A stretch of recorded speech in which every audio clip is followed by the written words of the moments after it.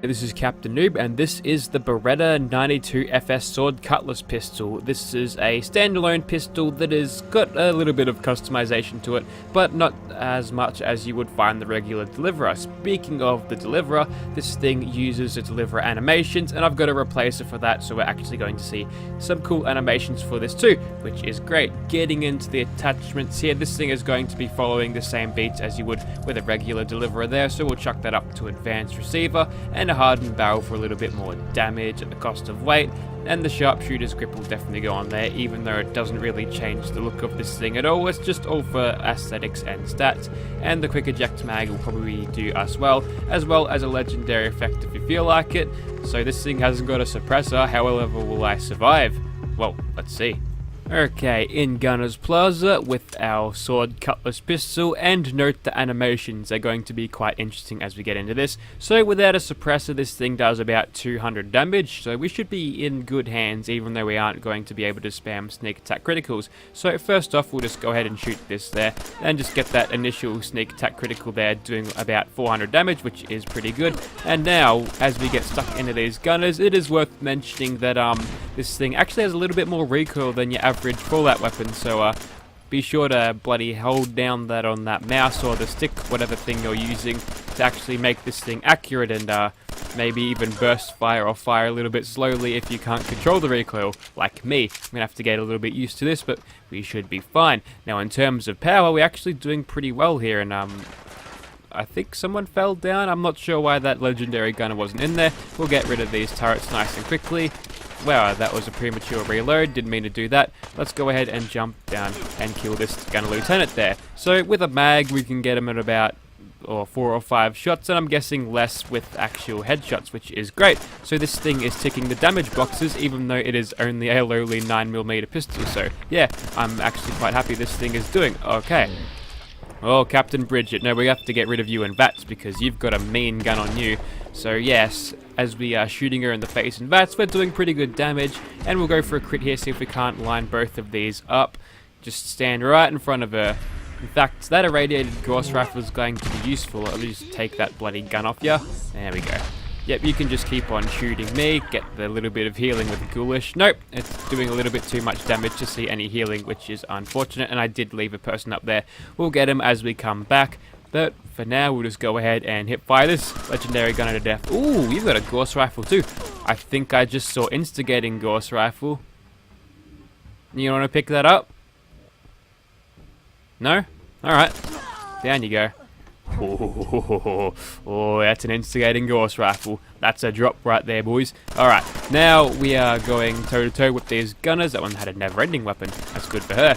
And we can get pretty decent time to kill on them with all of these headshots we're getting, because I'm just so good at aiming. Also, nerd rage, please. Thank you very much. We'll just quickly knock you off. Down with you. And we'll finish off that one we didn't quite kill earlier. We'll keep killing them in slow motion just to give us a little bit of health back, and it is worth mentioning that you can actually boost the rate of fire in this thing significantly in terms of like real-time firing whilst in slow motion, because whilst time slows down and everything else does around you, your ability to fire the weapon as fast as you can pull the trigger doesn't, although it's not quite as fast as you can pull the trigger, because I'd be going bloody mad with all of this. Also, my computer just shut itself for some reason. Probably wants to tell me something. We're in the middle of recording a video, computer. Settle down for a bit. Alright, so, oh, hello. Looks like I'm getting all the gunners coming around to me, getting the drop on me today, so that's fine. We got a tiny little bit of health left. We should probably play a little bit more conservatively now, and see if we can't one-shot this gunner like VATS is telling us we could. We did alright. Without a suppressor, we're suffering a little bit with the old stealth, but we're doing just fine without it. This thing is actually quite powerful enough to not warrant the use of a suppressor to actually do good damage. So yeah, who would have known a lowly 9mm pistol would be able to out-damage and outperform a hunting rifle firing 308s? I did, because the hunting rifle is a piece of shit. Last mistake, says the gunner who doesn't even shoot once. Alright, you get a crit. Just gotta finish you off quickly. You're a bit late to the party, Mr. Stranger Dude. And the turret shows you a little breakdance routine just to spice up that VATS run. And last turret, we've already killed him. Now I missed the bloke up here. Where did they go? That's a mine. Can I get them aggroed by shooting? I think they might have skipped town. They realised what was on them. So yeah, you aren't escaping Phoebes anytime soon, Gunner. I'll bloody find you. Have a stim pack while you're at it. And probably we'll get some right away onto that too. Alright, so we'll move on to something else. Righto, so no Fallon's department store today. We're going for a little bit of smaller fish when it comes to these super mutants, but don't worry, there'll still be the super mutant warlords aplenty around here. So there we go, there's a skirmisher right there. We'll start off with something easy, I suppose, and see if we can't line up a shot with the iron sights there. They might be a little bit off since I'm using an animation replacer mod, so maybe when he gets up, there we go, that's better. Now we're on the verge of danger. That doggo will probably find us. That's only a basic one though, so we should be able to kill him nice and easily, wherever he may be. Down you go, doggo. And yeah, we're keeping stealthy pretty easily. Okay, that was a warlord there, so he's going to take a bullet, many a bullet to actually kill, and I just catapulted that doggo that way. Interesting. Here it comes, says the super mutant, who immediately hits a rock in front of me. Alright, so even against, we'll just turn our flashlight on here for better vision, even against super mutant warlords who are super tanky, yeah, you're the reason for that 4 sucks on higher difficulties, we can still do a lot of good damage to these guys. We've got a legendary one there, so we'll go ahead and rain some good old shots on him, and you know what, we'll finish him off in VATS just to get ourselves another crit, which we'll totally use on the next dude. There we go, we've got a crit there, and I managed to make the animations glitch there by coming out of VATS and firing too fast, so watch out for that. Righto, one more super mutant warlord to go, even though there should be a couple of dudes around here. No, they can't be bothered. Okay, well, looks like I'm killing your boss first. I believe the one that resides in here is actually the boss of the area, so as soon as you kill this guy, it goes to cleared. So generally, if you want to help clear this settlement out for a just a Minuteman raiding quest, you can basically assassinate that guy and then collect your free XP. But obviously it's a lot more fun to actually shoot the rest of these super mutants. Ooh, 500 damage on the sneak attack crit there. Oh, this thing would be absolutely bowling with a suppressor, but as you can tell, we're doing quite a lot of damage and we don't even need it. So there we go. A little less super mutants to deal with and a little bit of a quicker time to kill there.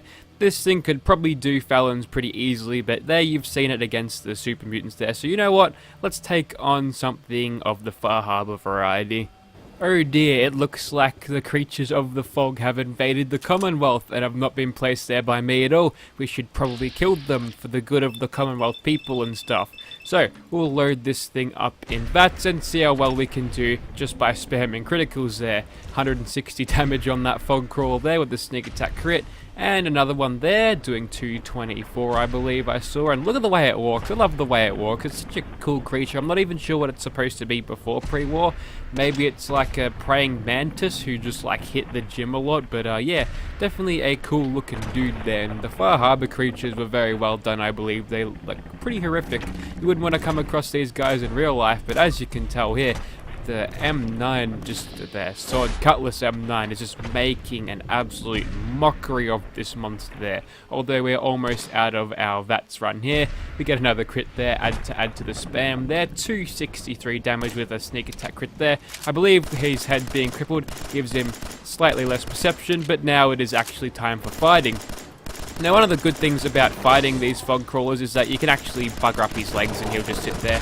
And look at him jump around like that. You don't even get to see this all the time because basically you probably end up one-shotting them with your strongest Gauss rifle, but it is very nice when you actually see these guys in action because they do put up a pretty good fight.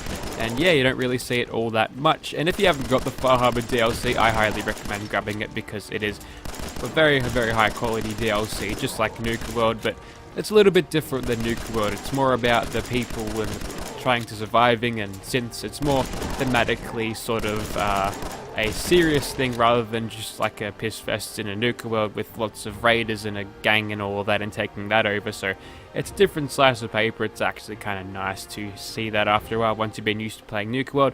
But there you have it. That was the M9 Beretta M92 FS sword breaker. No, so sword Cutlass. It's the strangest looking Cutlass I've ever seen, but that's probably a name given to the style of the weapon. So if you'd like this weapon and like to see it in your game, be sure to check out the description. This thing's been out for quite a while, I think, so should be available for all platforms. Also, if you'd like to see these animations in your game, I'll also link that into the description because these animations are sublime. Very well done there. So yeah, I believe it's on Xbox One also, but it's definitely on PC because that is the platform I'm playing. Thank you very much for watching.